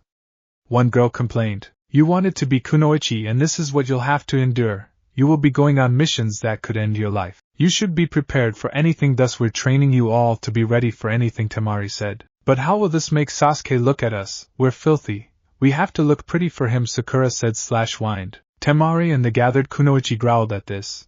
They really hated fangirls. Temari though had an answer for this. The Uchiha doesn't want a weak girl by his side. He wants someone strong, so if you all work hard then you have a better chance at bagging the emo, Temari said. There were shouts about Sasuke being an emo, but it worked. All the girls began working harder so Sasuke would notice them. Nice job, Temari. Way to motivate them, an umbu named Yugao Yuzuki said. Thanks, though I hate using this to motivate them. They should be motivated enough, Temari said, shaking her head sadly. If they start slacking, I'll introduce some lovely snakes to them. That'll get them moving, Anko said with a devious grin playing on her lips. She so hoped that the girls would slack off, then it would be more fun for her. You scare me, Anko, Hana Inuzuka said, shaking her head at her friend's twisted behavior. Anko looked proud of this. This just caused the other kunoichi to sigh and shake their heads. Meanwhile, Naruto, Gaara and Kankuro were overseeing the boys' training. Along with them was Irika, the Chunin instructor. Come on, keep it up, Kankuro said sternly. Right now the boys were all working on dodging, with Gaara using his sand shuriken. He was hurling the sand-made projectiles at all the guys as they stood in a semicircle around Gaara. Ah, come on, we've been at this for hours, can't we take a break? Kiba asked, panting. Nope, and get that mud out of your coat. He's going through this too, Kankuro said. What, why? Kiba asked. Because it would do Akamaru some good to learn how to dodge in the long run, Naruto said as he looked up from his scroll he was reading. Kiba grumbled and took Akamaru out of his coat. Go easy on the pup to start, Naruto told Gaara. Gaara nodded and began firing sand shurikens at the dog at a slower pace than the others. Sasuke kept glaring at Naruto. He was still seething at his defeat and his mom and brother scolding him for throwing a kunai at Naruto's back. He hated how both his mom and Itachi seemed to have Naruto up on a pedestal of some kind. He was an Uchiha, and that meant he was the elite. How could he have lost to a clan-less loser like Naruto? It just wasn't possible. Uchiha, pay attention. Gaara almost hit an artery in your neck, Naruto snapped. Sasuke just glared even harder at Naruto. You think you're so good at this, then you do it, the Uchiha growled. Naruto sighed. He turned to Kankuro and Gaara. Kankuro shrugged and Gaara, well, Gaara wanted to shut the Uchiha up with his sand, but knew he couldn't. Too much paperwork for the Hokage and all the fallout that would come with it, blah blah blah. Fine, you all take a break, Naruto said. All the boys collapsed and Naruto got in place. He nodded to Gaara and Gaara began firing off sand shurikens at a rate faster than he did with the boys. Naruto ducked, dodged, bobbed and weaved through the sand-made objects, not even getting hit by any of them. This shocked many of the boys at the sight, though Sasuke looked pissed. While this was going on, the girls along with the kunoichi joined the boys and watched Naruto evade all the projectiles. Show off. My Sasuke can do that with his eyes closed, Sakura said. Yeah, he's got nothing on my Sasuke, Ino said. Eyes closed, huh? Hey Naruto, you've got a challenge. Do it with your eyes closed. Tenten shouted. Naruto nodded, and without pausing he closed his eyes and kept on dodging. Gaara sped up his assault and everyone witnessed that Naruto was still not getting hit at all. A few though would be mere inches from touching him, but never came in contact. How's that? Temari asked with a smirk. Whatever, he's probably going easy on him, Ino said, huffed. Temari clutched her fan, wanting to hit the air-headed blonde in the head. How dare she think Gaara would be going easy on Naruto? Sure, they were best friends, brothers even.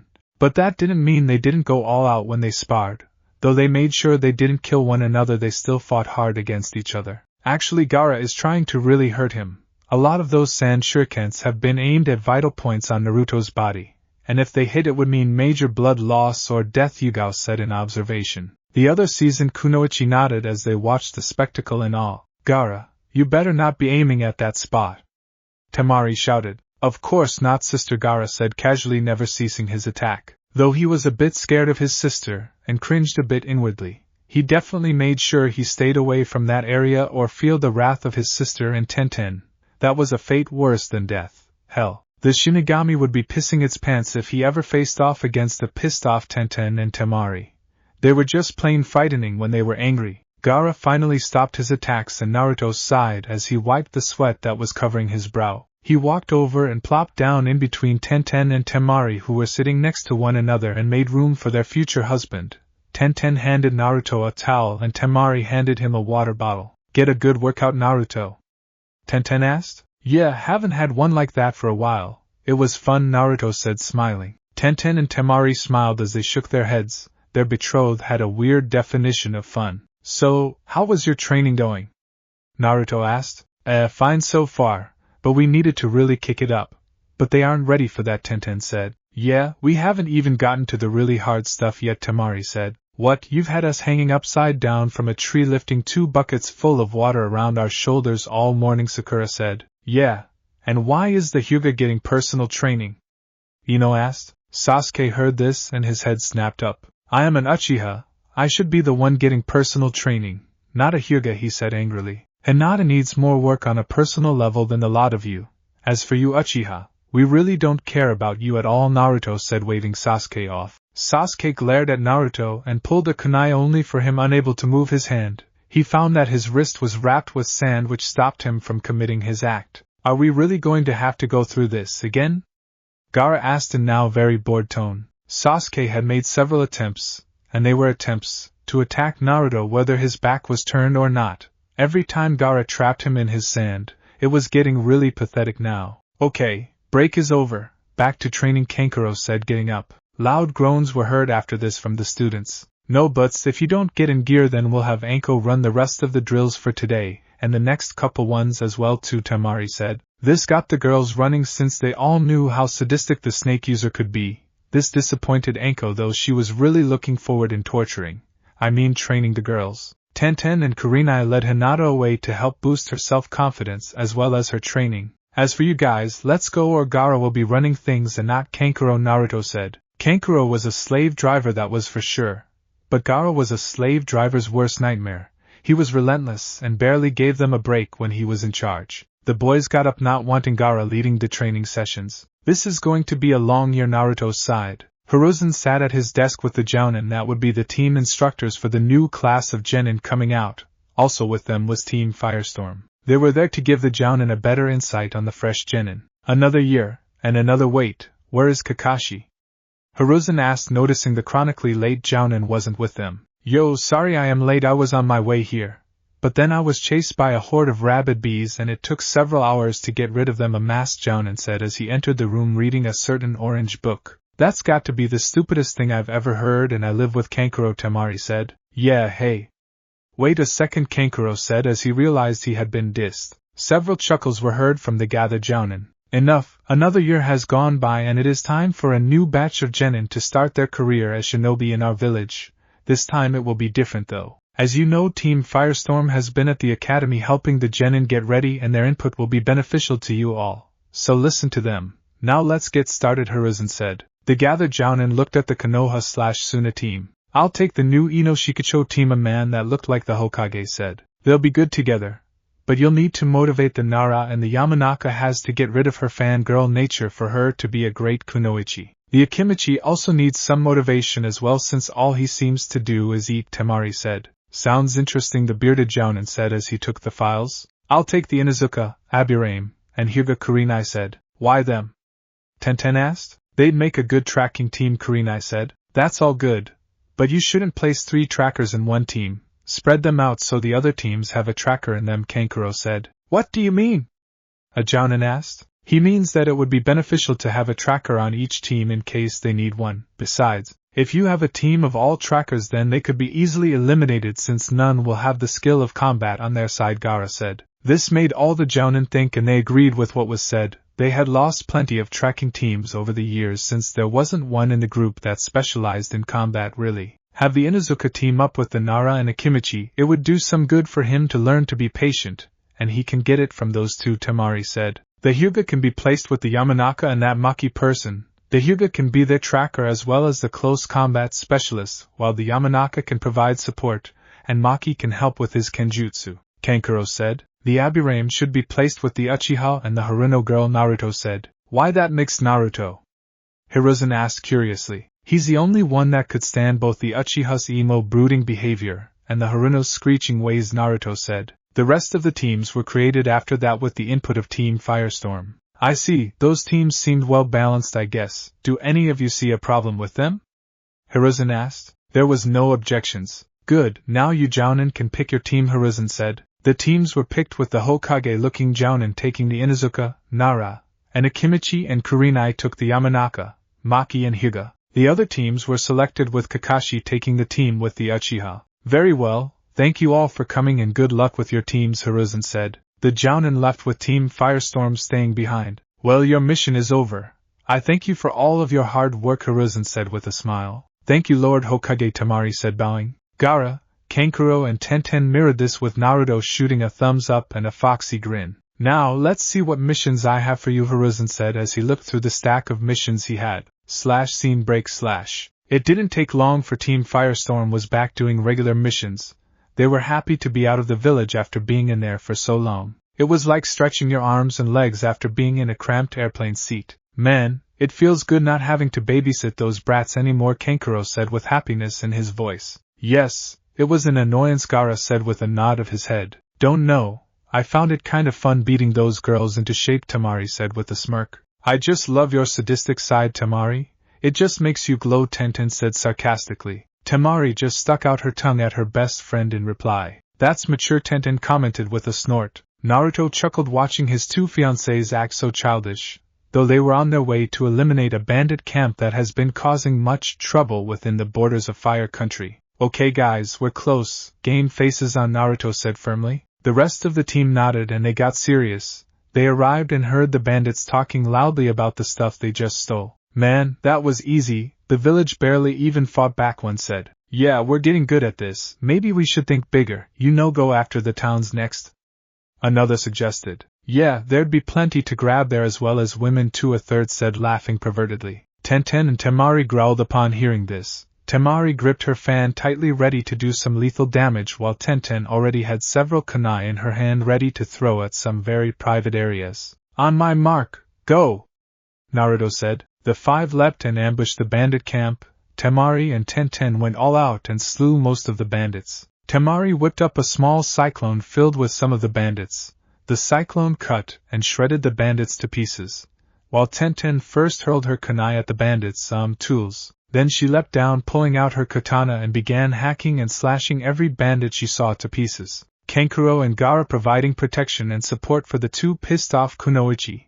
Gaara used his sand to find and ferry out all the girls and women there. He also used his sand to protect them from any jutsus or kunai that might come their way as well as to shield them from the carnage being wrought by Tenten and Temari. Kankuro was using his puppets to protect Tenten and Temari's backs since they were in such a rage that they'd sometimes leave themselves open for an attack. Naruto went for the leader who was trying to flee. He killed him with ease and when he got back he saw two kunoichi panting heavily and around that utter carnage. Well done, ladies, but maybe you can be a bit cleaner next time, Naruto said as he looked at the slaughter the two girls had committed. Gaara and Kankuro nodded at this. They were both very scared at this point, and didn't want to say a thing to enrage the two killers. Both of them along with Naruto were used to killing though they never liked it at all. But what Tenten and Temari did was, well, overkill really. The men the two girls killed no longer resembled humans anymore. Temari and Tenten, now calmed down, looked around and blushed slightly at the havoc they wrought, though there was a bit of green in the blush at the bloodbath around them. It was never sight they'd get used to, nor the smell either. Come on, let's see if these guys had anything worth stealing, then we can go, Naruto said. The boys went looking through the tents for anything of value and found a few things, but nothing much really. The girls tended to the women and girls since they knew that they didn't want a guy anywhere near them anytime soon. After that the boys burned the camp and what was left of the bodies so there wouldn't be any evidence at all. After making camp for the night the next morning they brought the women and girls back to their village and then headed home to report. Scene break / Several weeks later and several successful missions later Team Firestorm were in the missions office standing in front of the Hokage waiting for their next mission when they were interrupted. A certain genin team burst in with the Emo King leading the charge. I am an Uchiha. I demand a better mission. I am not going to get any stronger by walking, stupid dogs, Sasuke said storming in. Following him was a starry-eyed Sakura, an emotionless Shino though inwardly he was getting a massive headache, and finally the porn-reading Jounin. I apologize, Lord Hokage, Kakashi said, bowing. No, it's alright, Hiruzen said, waving off Kakashi's apology. Whatever, now give me a mission befitting an Uchiha, Sasuke said / demanded. I will assign you missions that I deem to fit your station, genin, Hiruzen said, slightly glaring at Sasuke. Sasuke huffed and folded his arms, brooding once again. He needed better missions so he could get stronger, and the stronger he got the better chance he'd have to kill his brother. He hated what his mom was doing to the Uchiha clan and knew he was the only one to set things right. But Itachi was in the way and he'd have to eliminate his own brother, thus the need of wanting better missions to get stronger, more powerful, so he could kill Itachi and become clan head. Then he could make the Uchihas into the most powerful clan in the village like his father wanted. You're a genin Uchiha. All genin get the same kind of missions to begin with, Naruto said. I am Uchiha, this stuff is below me, Sasuke said arrogantly. Yeah, Sasuke is way better than these D-rank missions, Sakura screeched. Damn it, I thought we beat that howler monkey out of her, Temari growled as she covered her ears. Yeah, me too, Tenten said, rubbing her abused ears. What are you doing here, if I might ask? Shino asked, turning to Team Firestorm. We're just waiting for a mission from the Hokage, that's all, Gaara said. I demand to get a mission before them. They don't need it as much as I do, Sasuke said. Look, Uchiha, you can demand all you want, but you're not going to get it. We were here first, thus we get first dibs, first come, first served. You'll have to wait like a good little rookie, genin, Naruto said. Sasuke growled and lunged at Naruto, but was stopped by Kakashi holding him back. I apologize, Naruto, for my student's behavior, Kakashi said. It's alright. He's not going to get any better till someone pulls that gigantic rusty pole out of his butt. Say, Haruno, why don't you try it? You like sniffing around there, right? Naruto asked. Sakura's mouth was doing a good imitation of a fish since she didn't know whether to be offended or not. Gaara chuckled at this while Kankuro laughed out loud. Temari and Tenten, though they found what Naruto said to be crude, couldn't help giggling. Hiruzen was doing his best to keep his laughter in. Shino remained quiet, though his bugs were chittering with laughter. Well, I think it's laughter since I don't think bugs laugh, do they? Kakashi's eye was wide as he tried to hold in his laughter. Sasuke looked pissed with red cheeks due to embarrassment. He wanted to attack Naruto, but Kakashi's hand was still on him, keeping him back. Okay, now that is done with, let's see what I have here for missions, Hiruzen said with as straight a face as he could. Here is one. It's C rank for you, Team Firestorm. You are to escort a bridge builder to Wave. I demand that I get that mission, Sasuke shouted. Yeah, Sasuke needs that more than them, Sakura said. Hiruzen was about to say something, but was stopped. Lord Hokage, how about this? Have them take the mission and we'll come with as backup, just in case, Tenten suggested. Hiruzen thought about this. He had heard of rumors of Wave, and what has been going on thanks to Jiraiya's spy network, and what Team Firestorm has told him. He knew that they might face things that no fresh genin team could ever face. Sending Firestorm with them would help greatly. He looked at Kakashi for his opinion. What do you think, Kakashi? He asked. Fine by me, Kakashi said. Okay, Team 7, you are to escort the bridge builder to Wave with Team Firestorm will be there as backup, Hiruzen said. Sasuke was pleased by this, though he believed he could do this mission all by himself. He didn't need any help from anyone. He was an Uchiha after all, the elite of the elite. Send the bridge builder in, Hiruzen called. The bridge builder, named Suna, entered the mission room and he reeked heavily of sake. He took one look at the group before him and making disparaging remarks about them all. He was soon enveloped by sand till only his head was seen. Had a kunai was by his head and a puppet with one of its weapons aimed right where no man wanted it to aimed at. The sand parted just enough to give the puppet a clearer target. Be careful what you say, you old drunk. We don't like people belittling us, Kankuro said coldly. You could feel the ki in the room and Team 7 couldn't breathe. Kakashi was only a little better, with Hiruzen feeling the effects slightly. Temari had her fan out ready to perform a wind jutsu. Gaara was ready to crush the bridge builder. Kankuro was ready to poison the bridge builder or castrate him. Tenten had several kunai out ready to throw, and Naruto looked the most relaxed out of them all. He knew the others had it well in hand. Okay team, let go of the drunk, we need him to get paid.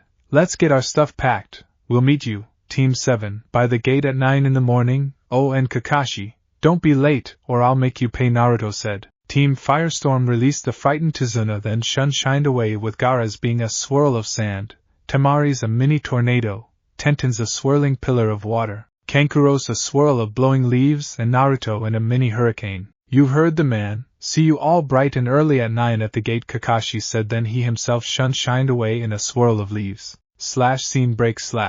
At 9 in the morning the next day, Teams Firestorm and 7 headed out with Tazuna.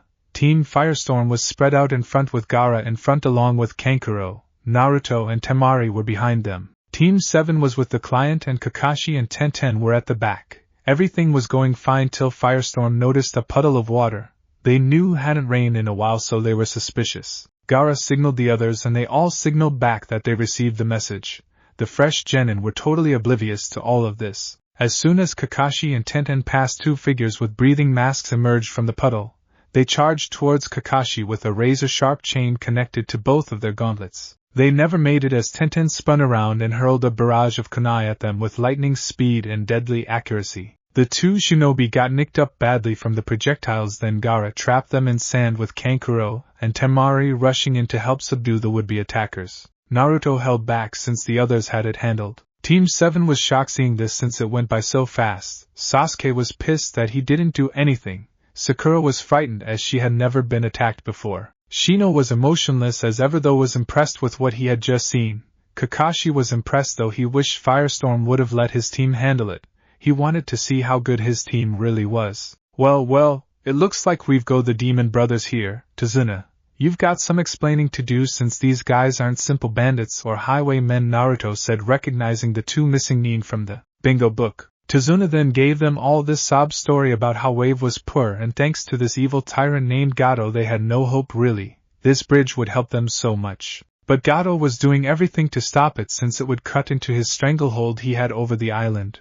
Team Firestorm already knew this from word they heard during missions and Jiraiya's spy network. Well, it seems we have a decision to make. My team can still and are willing to keep going. But you, Kakashi, have decided if you want yours, Naruto said. Kakashi nodded. This was above what they were ordered to do. He turned to his team and asked for their opinion. Sasuke's, of course, was to keeping going since if Naruto was going, then as an Uchiha he had to go forward. Sakura, never one to disagree with Sasuke, also agreed to keep going. Shino agreed to go, but only since there was a majority to go already. He himself didn't think they were ready yet, but knew he'd never get any peace if he voiced his true opinion. Right, we'll keep going, but be on your guard. Also, you will take orders from Naruto if I am incapacitated, Kakashi said. Shino agreed with this. Sasuke glared at Naruto and Sakura just frowned. She'd rather be led by Sasuke, of course. So they continued on, and after a boring boat ride they made it to Wave. They saw the bridge that was being built, and the genin of Team 7 were in awe of the impressive sight. They disembarked from the boat and headed to Tazuna's house. When they got close, something happened. Get down! Kakashi shouted. Team 7 followed the order. But Firestorm didn't, as Gaara used his sand to stop the spinning sword and deflected away. The huge sword flew away from the group and landed in a tree away from them. I know that sword, Tenten said as she saw the huge cleaver-like blade. Whose is it then? Temari asked. Zabuza Momochi, one of the 7 swordsmen of the mist, Tenten said with excitement in her voice. Well, I see that I am known to even to we little genin, Zabuza said. He appeared on a branch of a tree that his sword was embedded in. He was bare-chested with bandages wrapped around his face. He had spiky brown hair and wore pinstriped pants. The great Zabuza Momochi, you're a lot shorter than I thought you would be, Naruto said in a very bored tone. The rest of Team Firestorm groaned at this while Team 7 looked at Naruto like he was crazy or something. You've got a smart mouth, brat, Zabuza said, glaring at Naruto, releasing a good amount of ki too. Naruto shrugged it off like it was nothing. So Zabuza, I guess you're here to take out the drunk. Well, it ain't going to happen. Team Firestorm has never failed at a mission before and you won't be the first to do so, Naruto said firmly. Zabuza's eyes widened upon hearing who he was dealing with. He had heard much about Team Firestorm and knew this team was good, very good. They may be genin on paper, well, special genin. But Zabuza ignored the special part of it, thinking it was just some made-up title to make the team sound better than they were. But the team's record spoke for itself. All 5 were in the bingo book with an approach with caution warning. He also noticed Sharingan Kakashi was there too. This mission he had just got a lot harder now. I see you know all about us. So why don't you make it easy and just give up, Kankuro said, smirking as he shrugged off his puppet from his back. Yes, and please tell your companion to come out too. We'd like to deal with everyone at once, Gaara said with his arms folded, looking bored. He had sensed the 2 chakra signatures as they were traveling and now knew one was Zabuza. But there was another with the missing nin. Team 7 was shocked. They thought Zabuza was the only threat. Who and where was this second person? Sasuke was pissed how Firestorm was getting all the attention. He was an Uchiha, and that meant he should be the one to strike fear the heart of the enemy. Kakashi was amazed at seeing Firestorm in action. It was actually quite thrilling. Soon another figure appeared wearing a Kiri Hunter nin mask and outfit. Nice disguise there, Temari commented. Well, now that we're all here, let's get started, shall we? Naruto asked. What's the plan, Naruto? Kakashi asked curiously. You take on Zabuza with Tenten backing you up. Your team will guard the client with Gaara. Temari and Kankuro will take on Zabuza's little helper. I'll stay back on standby if needed in either fight, Naruto said. Kakashi nodded, then he pulled his headband that was covering his left eye to reveal his Sharingan. Showing off the Sharingan so soon? I am honored, Zabuza said sarcastically. Soon the fighting began. Gaara and Team 7 took defensive position around the client. Sasuke was unhappy to being relegated to this job since he wanted action, not sitting on the sidelines. Temari and Kankuro took on the fake Hunter nin, overwhelming the nin with the barrage wind jutsus and puppets. Naruto stood back, letting his fiancé and future brother-in-law do most of the work and help if needed. Besides, he wanted to be the second to last stop before either the fake Hunter nin or Zabuza made it through. Tenten stood back as she watched Kakashi take on Zabuza, knowing her role was support, and not attacking. She'd hurl a kunai every once or a while when she saw an opening. The fake Hunter nin couldn't perform any of their jutsus since they never got time to perform the necessary hand signs. Kankuro would keep attacking with his puppets while Temari kept firing wind jutsus that cut up the Hunter nin badly. The Hunter nin couldn't use any Saban needles since Temari just blew them away every time. Finally, Kankuro hit the Hunter nin with a poison-tipped blade. The Hunter nin fell gasping in pain. Don't worry, the poison won't kill you. You'll just be in a hell of a lot of pain for a very long time, Kankuro said. Why'd you use that poison and not one of your lethal ones? Temari asked as she put her fan away. It didn't feel like it. Besides, I don't like killing girls, Kankuro said. Girls? That's a girl? Temari asked, shocked as she pointed to the down fake Hunter nin. Yup, she is, Kankuro said with a nod. Meanwhile, Zabuza had tricked Kakashi and trapped him in a sphere of water only for Tenten to let loose a barrage of kunai and shuriken at a startling rate. Zabuza had to let go of his jutsu, trapping Kakashi just to save his hide.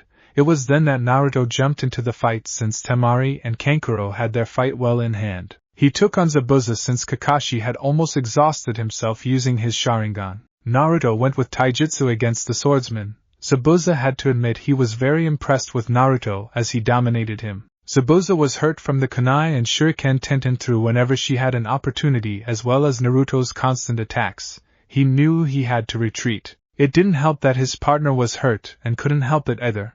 So Zabuza used a water jutsu to distract Naruto and Tenten, then he grabbed his partner, and they shined away. They got away, just great, Kankuro grumbled. It will be a while till they can try again. Let's get to Tazuna's house, Naruto said, wiping the bit of sweat from his brow. Kakashi nodded, pulling his headband down, then slumped over due to chakra exhaustion. Gaara's sand caught the jonin. Let's go, Naruto ordered. Sasuke was pissed that he had done nothing at all during the fight. He blamed Naruto for all of that since he didn't have a chance to awaken his Sharingan. Sakura was shocked seeing Team Firestorm fight. They weren't fighting to injury and capture, but to kill. She never thought she'd see that as a genin. Shino was emotionless, but took in everything and knew that this was only a small bit of what Firestorm was capable of. So with Gaara carrying Kakashi with his sand, they all followed Naruto with Tazuna in the lead to the bridge builder's house. /scene break/ At Tazuna's house they met his daughter Tsunami as well as his grandson Inari. They all got settled in. They all had a nice dinner with Tazuna's family, then after that they sat down to talk about their next course of action. That all went well, Kankuro said, sitting back. It did. Though we didn't finish them off, they'll be out of our hair for a while, Naruto said. Zabuza might strike early though, he's still pretty healthy, Temari said. No, he'd want backup and he'll wait for that girl to be there with him, Gaara said. How do you know that?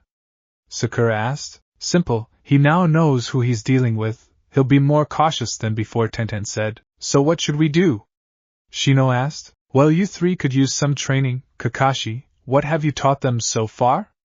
Naruto asked. I've been working on team exercises since they are lacking in that department, Kakashi said. Team Firestorm looked at Kakashi with disbelief.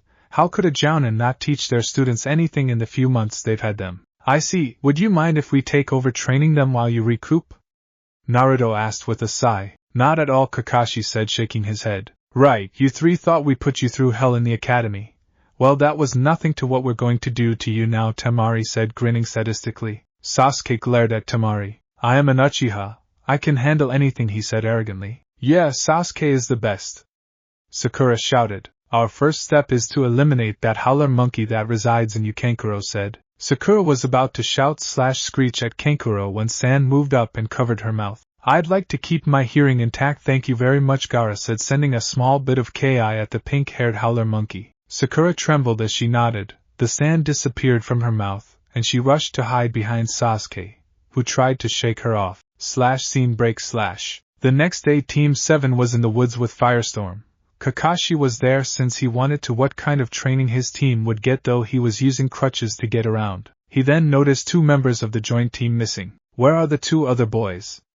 The jonin asked. They went to do some recon for us. We want to make sure there's no surprises waiting for us, Temari said. Kakashi nodded, agreeing with the plan of action. Alright, you 3. First up is tree climbing, Tenten said. What? We already know how to climb trees, Sakura shouted. A kunai came flying out and landed really close to Sakura's feet.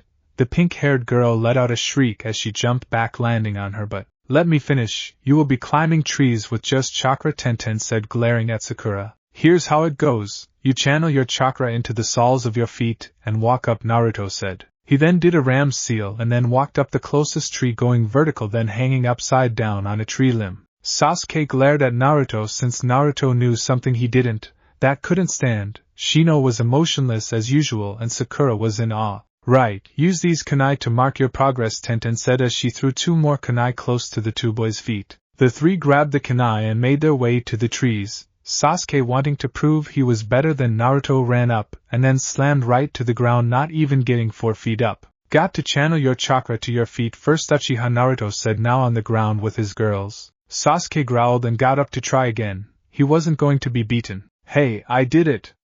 Sakura shouted. The 3 members of Firestorm turned to find Sakura was on top of her tree. She was panting though from getting up there. Great job, now run up and down till I say you can stop, Temari said in a bored tone. What? Why?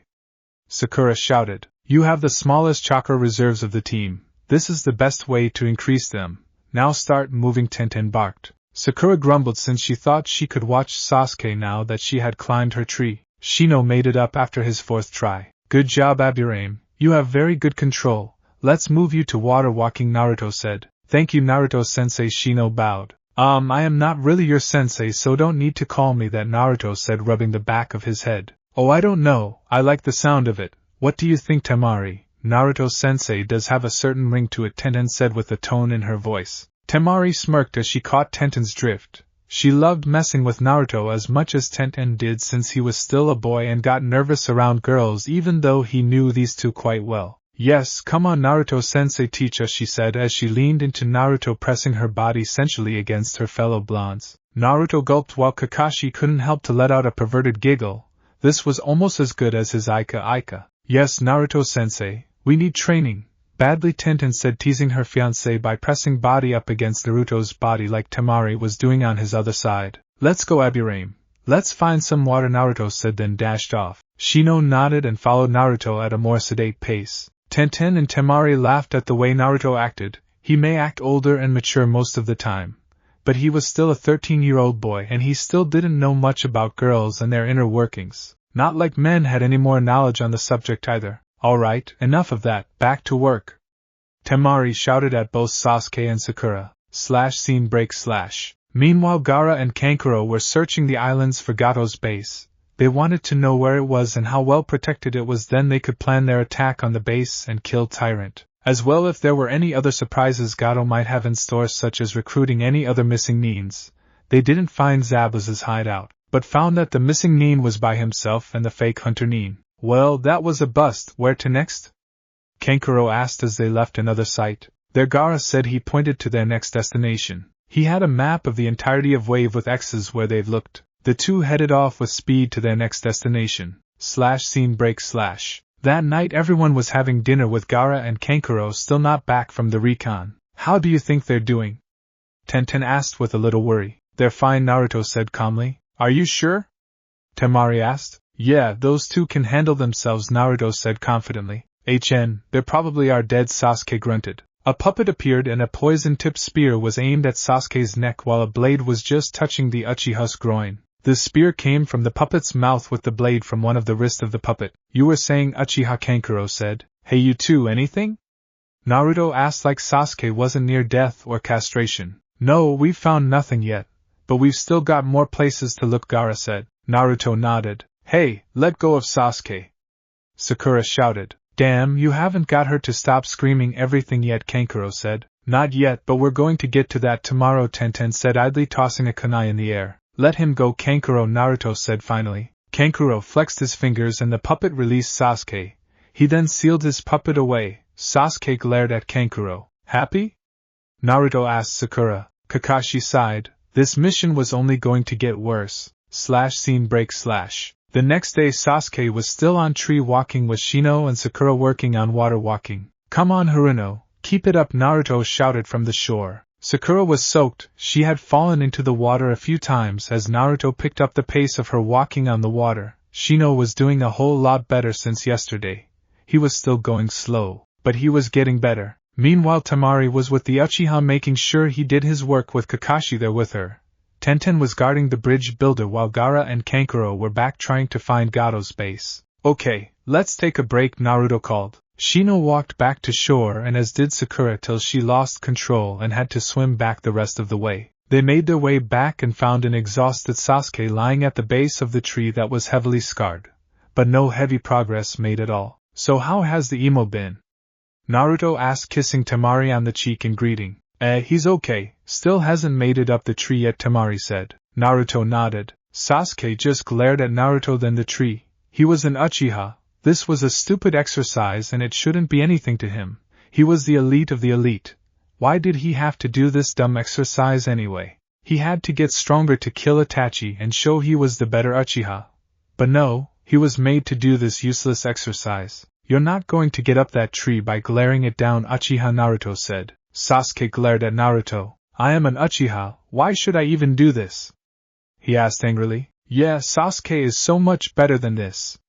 Sakura shouted. Because with learning these chakra-controlling exercises you can use less chakra in your jutsus, and the less chakra you use the more you can do.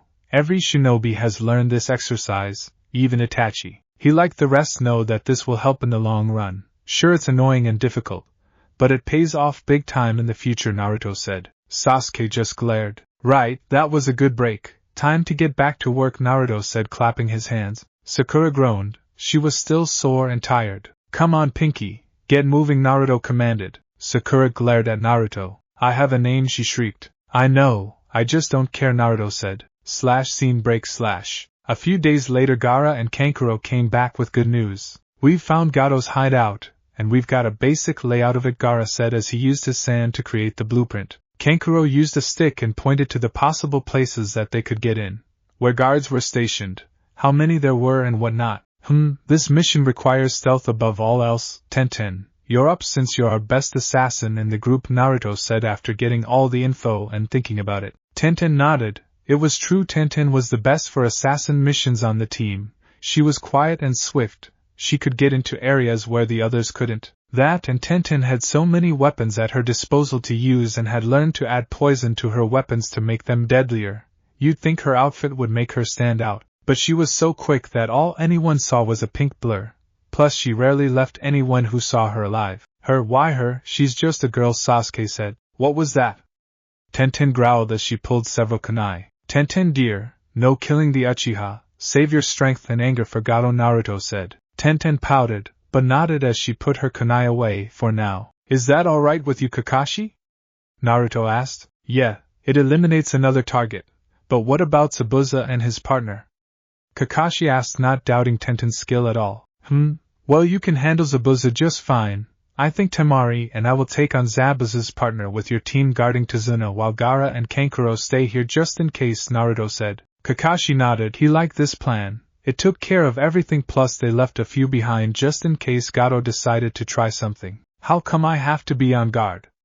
Sasuke asked. Because you're still rookie genin and you wouldn't stand a chance against Zabuza's partner. She's at least a chunin if not higher, Temari said. Sasuke sulked about not doing anything and Sakura was relieved since she was still tired from all the training she had been put through. Shino said nothing since he trusted Firestorm's plan. Scene break.